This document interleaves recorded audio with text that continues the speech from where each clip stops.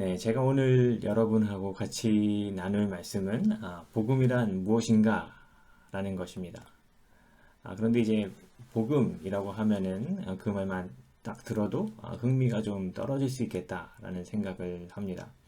왜냐하면 복음이라는 말은 교회에서 너무나도 많이 들은 단어이기 때문이고, 그리고 그 내용도 우리가 잘 알고 있는 또는 잘 알고 있다고 생각하는 그러한 내용이기 때문입니다.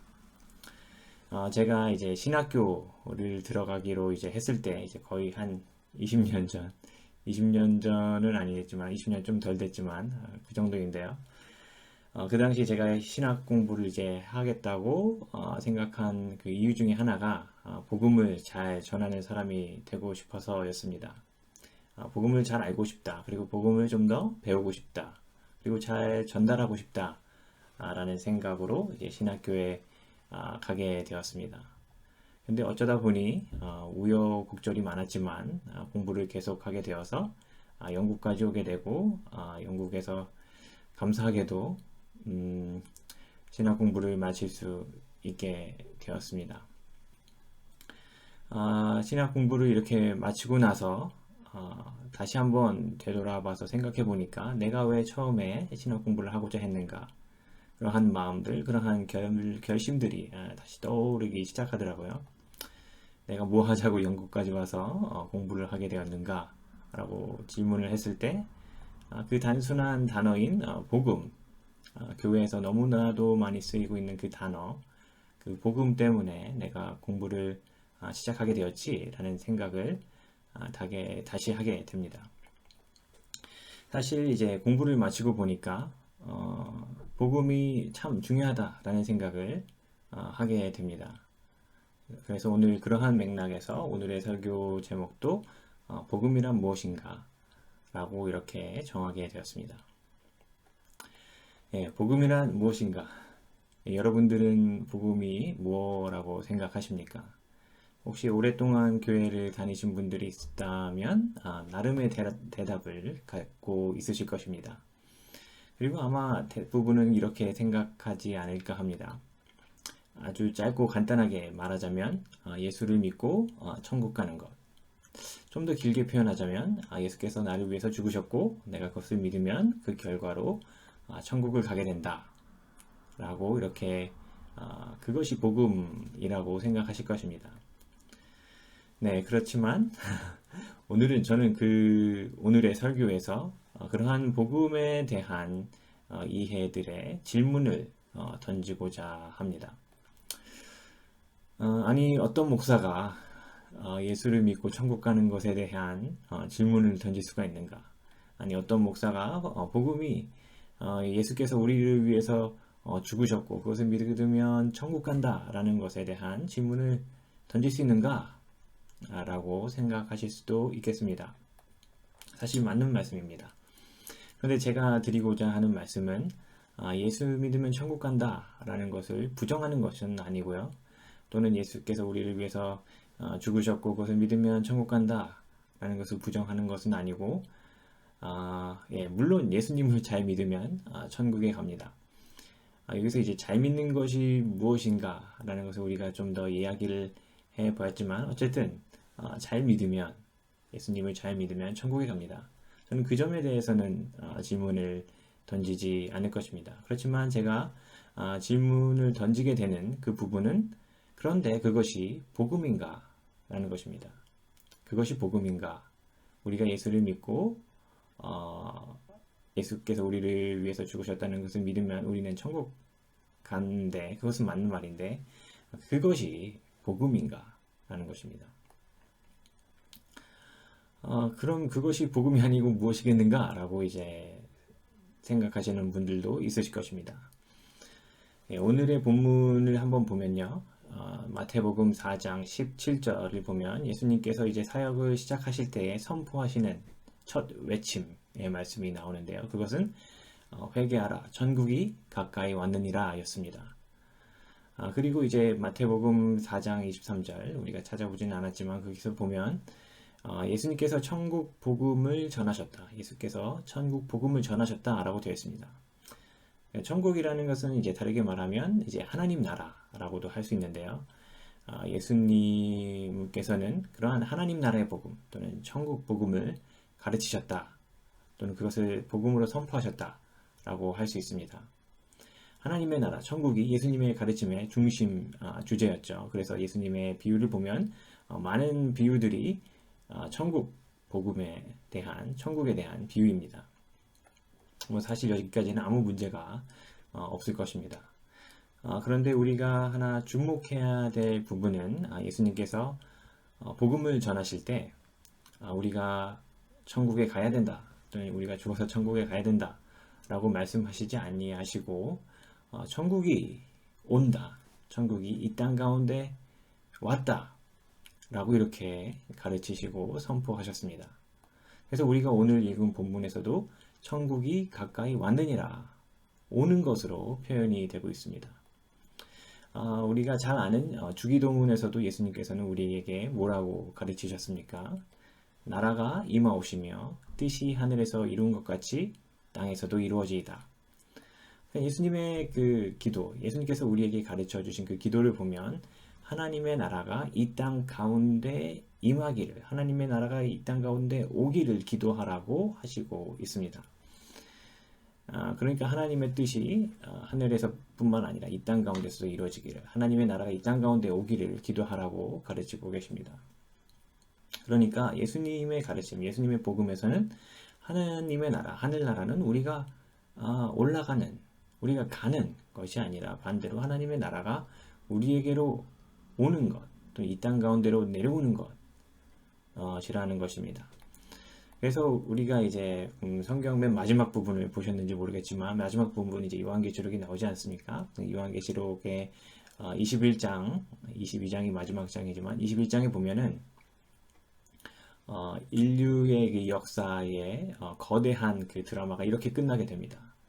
하나님의 나라를 상징하는 그 하늘의 예루살렘 성이, 하늘에 있던 그 예루살렘 성이, 하늘의 성전이 이 땅 가운데로 내려오면서 그 성경이 끝을 맺고, 그렇게 인류의 거대한 이 땅의 드라마, 한 역사의 거대한 그 드라마가 그렇게 끝나게 됩니다.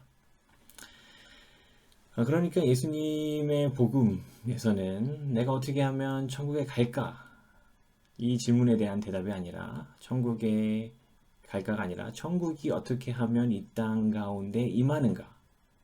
라는 질문에 대한 대답입니다. 그래서 예수님은 그분의 복음에서 천국이 온다, 임한다, The kingdom has come, 또는 kingdom's coming, The kingdom is near 라고 이렇게 말씀하셨던 것입니다. 그런데 왜 우리는 복음을 전할 때 예수 믿으면 천국 간다 라고 말을 하죠?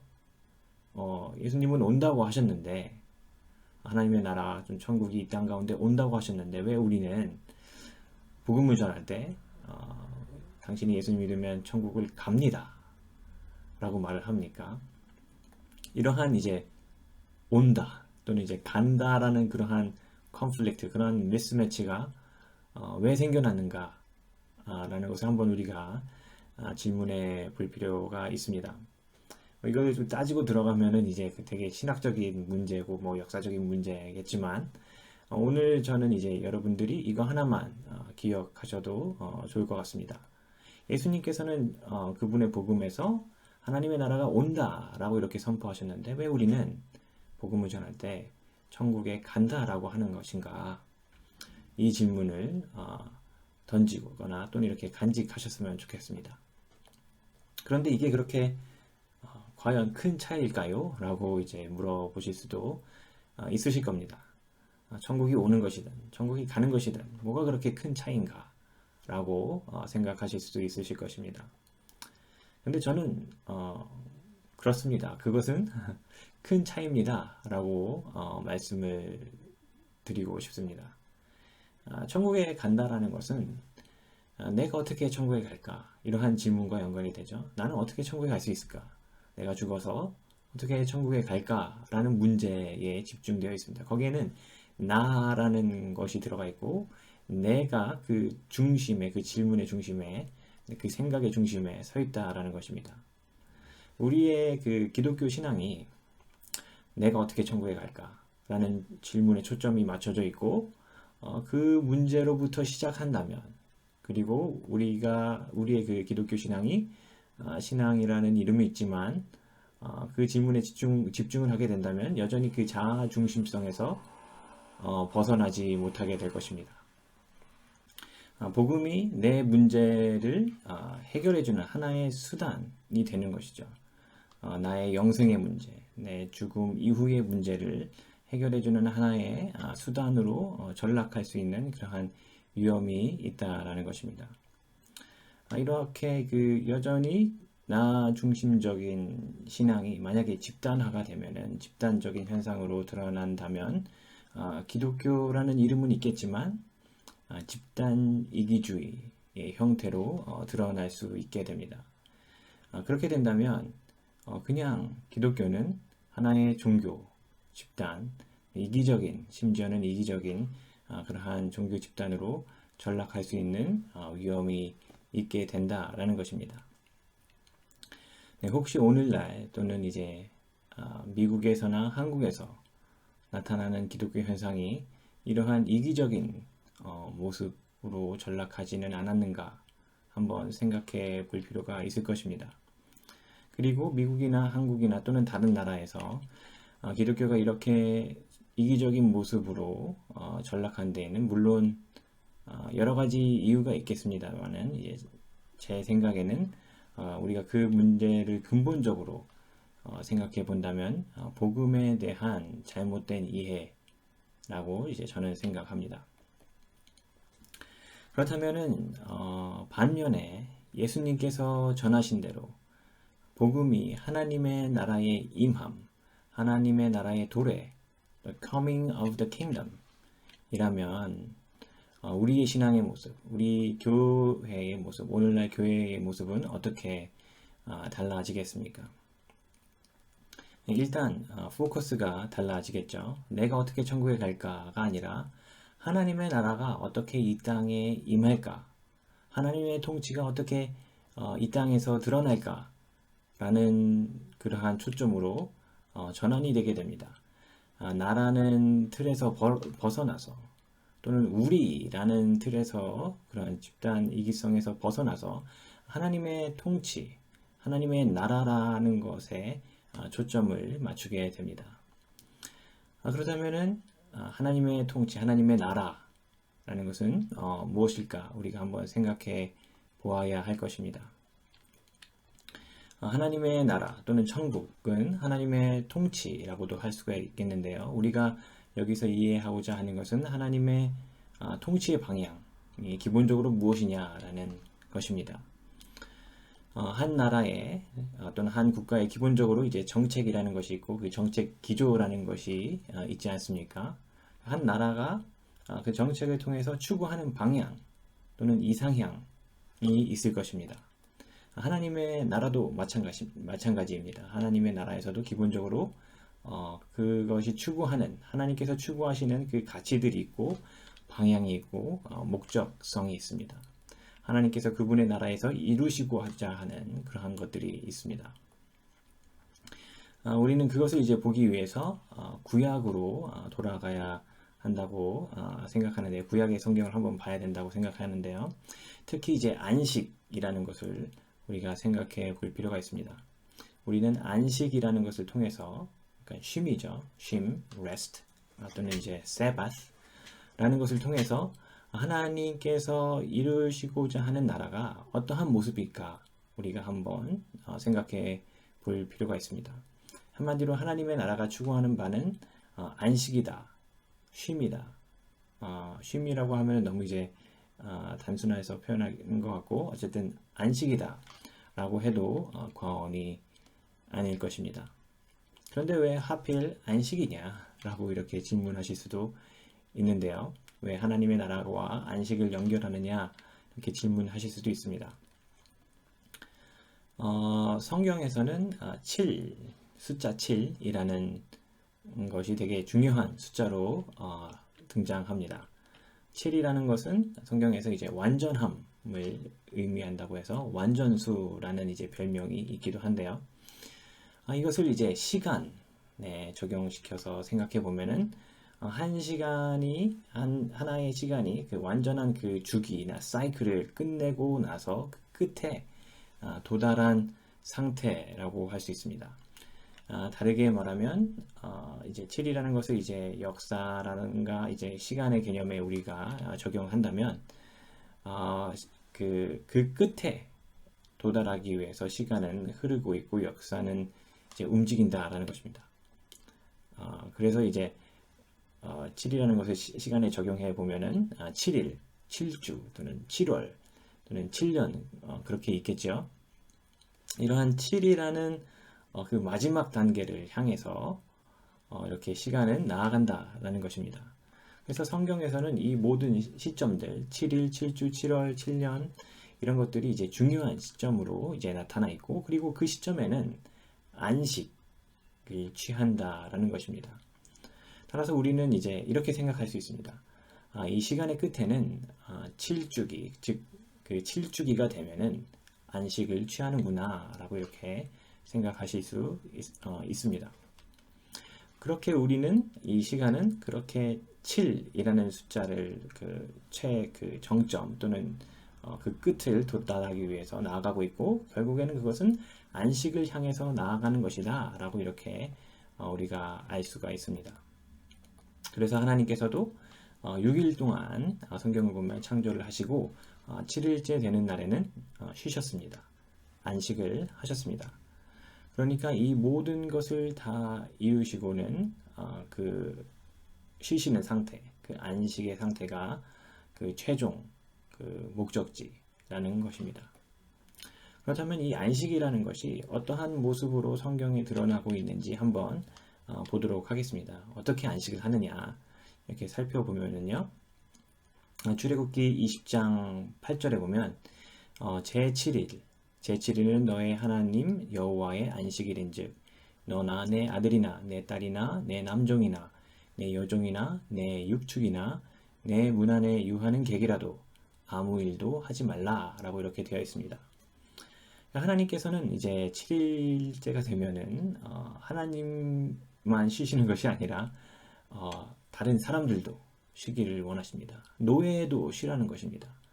주인들이 그 안식일에는 노예들도 부리지 말고 그 사람들 일시키지 말고 그들도 쉬게 하라는 것입니다. 심지어는 가축들도 집에 있는 가축들도 쉬라고 쉬게 하라고 하나님께서는 말씀하십니다. 그리고 또는 이제 외국에서 온 사람들이 있다면 그 외국인도 쉬게 하라. 외국인 노동자도 쉬게 해야 하는 것입니다. 안식일 뿐만 아니라 사실 좀 따지고 보면은 안식주라고 할 만한 것들이 있습니다. 물론 이제 그런 명칭은 없지만 7주가 되는 때에는 다른 주보다 좀 더 특별하게 안식을 취하게 됩니다.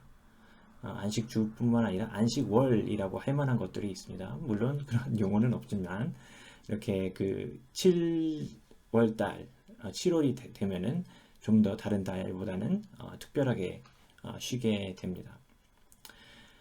그리고 또 안식년이 있습니다. 네, 우리가 이렇게 한두 번 정도는 들어보셨을 것입니다. 그 해는 다른 해와 달리 좀 특별한 안식을 취하게 됩니다. 레위기 25장 3절에서 4절을 보면 이렇게 되어 있습니다. 너는 6년 동안 그 밭에서 파종하며 6년 동안 그 포도원을 다스려 그 열매를 거둘 것이나 제7년에는 땅으로 쉬어 안식하게 할지니 여호와께 대한 안식이라. 너는 그 밭에 파종하거나 그 포도원을 다스리지 말며 너의 곡물에 스스로 난 것을 거두지 말며 다스리지 아니한 포도나무의 열매를 거두지 말라. 이는 땅의 안식년이니라. 네. 안식년 즉 7년째가 되면 땅도 쉬게 합니다. 이때는 이제 땅도 쉬게 한다라는 것은 이제 농사도 짓지 말라는 것이죠. 농경 사회에서 농사를 짓지 말라는 것은 거의 이제 뭐 굶어 죽을 위기에 처한다라는 말처럼 들릴 수도 있겠지만 그 전에 이제 비축해 둔 것을 쓸 수도 있겠고요. 그리고 여기에 보면은 농사를 짓지 않아도 그 자연스럽게 나는 그 열매들이 있습니다. 소출들이 있는데 그것을 이제 이제 먹을 수 있게 되는 것이죠. 그런데 그 땅의 주인은 그 열매를 수확하지 못합니다. 그 땅의 주인은 그 전에 비축해둔 것을 써야겠죠. 그 대신에 그 땅의 주인은 그것을 수확하지 않고 그대로 놔두게 됩니다. 그러면 가난한 사람들, 고아나 과부나 객들이 와서 그 열매를 따서 먹고 이렇게 그 열매를 누리게 되는 것입니다. 그리고 또 이제 이렇게 안식년에는 또 어떤 일이 이루어지냐면 빚을 탕감해주는 일이 일어나게 됩니다. 신명기 15장 1절에서 4절에 보면 이렇게 되어 있습니다. 매 7년 끝에는 면제하라. 면제의 규례는 이러하니라. 무릇 그 이웃에게 구워준 채주는 그것을 면제하고 그 이웃에게나 그 형제에게나 독촉하지 말지니 이 해는 여호와의 면제년이라 징함이니라. 내 형제에게 꾸인 것은 내 손에서 면제하라. 너희 중에 가난한 자가 없으리라. 네, 빚을 탕감해 주라는 것입니다. 빚진 자를 없게 해라. 빚을 다 청산해 주라 라는 것입니다. 그래서 너희 중에 가난한 자가 없게 하라 라고 이렇게 하나님께서 말씀하십니다. 이러한 법들 고대법이지만 오늘날과 비교해도 매우 획기적이거나 또는 심지어는 이제 급진적이다라는 이제 느낌을 받을 정도로 그러한 법들이 그 당시에 있었습니다. 그것이 근데 하나님의 뜻이었죠. 그래서 안식이라는 개념은 이렇게 빚의 문제, 빚을 탕감해주는 문제, 청산해주는 문제, 이러한 개념도 들어가 있다라는 것입니다. 근데 안식일이 그걸로만 끝나는 것이 아니라 안식년이 그걸로만 끝나는 것이 아니라 노예를 해방시키는 일도 일어나게 됩니다. 네, 신명기 15장 12절에서 18절을 보면 이렇게 되어 있습니다. 내 동족 히브리 남자나 히브리 여자가 내게 팔렸다 하자. 만일 6년을 너를 섬겼거든 제 7년에 너는 그를 놓아 자유하게 할 것이요. 그를 놓아 자유하게 할 때에는 공수로 가게 하지 말고 내 양 무리 중에서와 타작 마당에서와 포도주 틀에서 그에게 후히 줄지니 곧 내 하나님 여호와께서 내게 복을 주신 대로 그에게 줄지니라. 너는 그를 놓아 자유하게 하기를 어렵게 여기지 말라. 그리하면 내 하나님 여호와께서 너의 범사에 내게 복을 주시리라. 네, 그렇게 안식년에는 노예를 해방시켜 줍니다. 그리고 그렇게 종을 해방시켜 줄 때, 노예를 해방할 때는 빈손으로 돌려보내지 않고 후히 주어서 양성 무겁게 해서 곡식도 주고 포도주도 주고 또는 양도 몇 마리 주어서 이렇게 보내라는 것입니다. 그렇게 놔줘라, 해방시켜라 라는 것입니다. 이렇게 해서 안식년에는 땅도 쉬고 그래서 땅에서 나는 이제 자연스럽게 나는 그 소출을 가난한 사람들이 누리게 되고 과부나 객이나 고아들이 누리게 되고 또한 빚진 자들도 그들의 이제 빚을 탕감해 주게 됩니다. 그래서 가난한 자가 그 땅에 없게 되고 그리고 농사를 짓지 않으니까 그 해에는 이제 노예들이 쉴 뿐만 아니라 아예 해방이 되는 것이죠. 그래서 성경에서 말하는 안식은 노예를 노예 상태로 내버려두고 또는 빚진 자를 빚더미에 그냥 내버려두고 가난한 자들을 그냥 내버려두면서 마음의 평안을 누려라 하는 것이 아닙니다. 이러한 성경의 안식이라는 것은 제도적인 차원도 있고 그러한 차원에서 그들을 보살피고 그들을 보호하고 그들도 한 사람으로 인간답게 살 수 있도록 이렇게 해 주라는 것입니다. 성경에서는 50이라는 숫자가 또한 매우 중요한 숫자로 등장하게 되는데요. 그것은 왜냐 이렇게 생각해 보면 7이라는 그 시간의 사이클이 7번 반복되고 나서 즉 이제 49라는 숫자에 도달하고 나서 그 사이클을 거쳐서 최종적으로 도달하는 그 단계라고 할 수 있습니다. 그러니까 7 곱하기 7, 49를 거쳐서 그 다음에 첫 해, 그것이 이제 마지막의 마지막 단계인 최종적 단계라고 할 수 있을 것입니다. 그래서 50일에 해당하는 오순절이라든가 50년에 해당하는 희년은 매우 중요한 시간으로 이렇게 기록되어 있습니다. 그래서 특히 그 중에서도 이제 희년은 안식의 최정점이라고 할 수 있을 것입니다. 레위기 25장 10절을 보면 이렇게 되어 있는데요. 제 50년을 거룩하게 하여 전국 거민에게 자유를 공포하라. 이 해는 너희에게 희년이니 너희는 각각 그 기업으로 돌아가며 각각 그 가족에게로 돌아갈지며 라고 되어 있습니다. 이때도 이렇게 노예를 해방하게 됩니다. 노예를 해방시켜 주게 됩니다. 그래서 이스라엘 중에는 모든 사람들이 어느 누구도 노예가 되지 않고 자유인으로 살 수 있게 됩니다. 그리고 자신의 고향으로 돌아가서 자신의 가족들을 다시 한번 만나게 되는 거죠. 다시 만나게 되는 거죠. 그런데 그렇게 돌아갔을 때 자신들의 땅이 없는 것이 아니라 지난 50년 동안 어떠한 경제적인 이유로 인해서 자신의 땅을 팔았다라면 그 희년에는 그 땅도 다시 되돌려 받게 됩니다. 그래서 하나님께서 처음에 주셨던 그 땅, 각 지파에게 주셨던 그 땅을 다시 되찾게 됩니다. 그래서 그 땅에서 하나님께서 주신 땅에서 노예가 아닌 자유의 몸으로 또한 빚이 없이 온전한 안식을 누리게 되는 것입니다. 앞서 말씀드렸다시피 이러한 안식이 7이라는 그 주기마다 돌아오고 그리고 7일이라는 그 주기의 그 시간의 주기의 마지막에 위치해 있다고 말씀드렸습니다. 그렇게 이제 마지막에 위치했다라는 것은 그 시간이 그 방향으로 흘러간다라는 것이고 하나님의 나라가 그 방향으로 나아간다라는 것입니다. 하나님의 나라가 이루고자 하는 것이 도달하고자 하는 것이 바로 그 안식이다라는 것입니다. 그래서 하나님의 나라가 이 땅 가운데 이루어졌을 때 예수님의 기도처럼 그리고 예수님의 선포처럼 하나님의 나라가 이 땅 가운데 이루어졌을 때 이러한 안식의 모습들이 우리가 본 안식의 모습들이 드러나게 된다라는 것입니다. 땅이 쉬고 가축들도 쉬고 동물들도 쉬고 그렇게 온 만물이 하나님의 안식 안에서 쉬고 자유를 누리게 된다라는 것입니다. 그리고 노예가 없고 모든 사람들이 정말로 인간으로서의 존엄성을 갖고 자유인으로서 그리고 비주로부터도 해방이 되어서 그 누구에게도 종속되지 않는 그러한 모습으로 살아가게 된다라는 것입니다.